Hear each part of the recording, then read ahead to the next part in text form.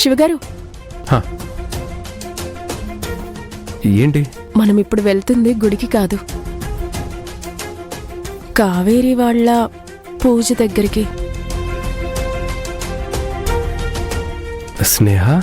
అవును శివగారు, కావేరి అమ్మని కలపాలంటే మనం వాళ్ళకి దగ్గరవ్వాలి. అక్కడ వాళ్ళు భువనగారు ఉంటారు. మనం వెళ్ళి కనిపించి మేము మీతో ఉన్నామని వాళ్ళు అర్థం చేసుకునేలా చెయ్యాలి. భువనగారు కావేరి మనల్ని అర్థం చేసుకొని మనకి దగ్గరైతే మనం భువనగారిలో అమ్మ పట్ల ఉన్న కోపాన్ని పోగొట్టి అమ్మ కావేరీలను దగ్గర చేయొచ్చు.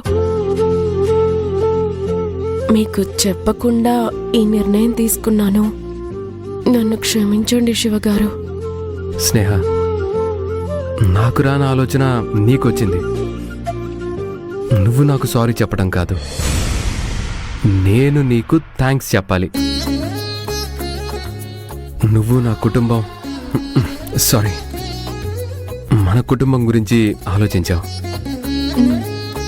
పద, మనం వెళ్ళి కావేరికి సర్ప్రైజ్ ఇద్దాం.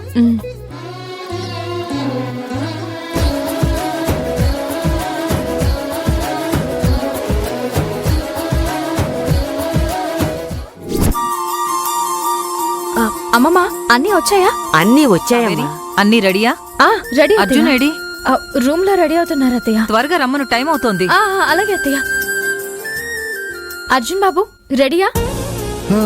రెడీ శ్రీమతి గారు. అబ్బో, పిలుపు మారిందే.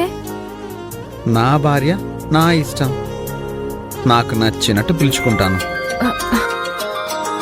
ఎవరు? గంగా. మరదలా? లౌడ్ స్పీకర్లో పెట్టు.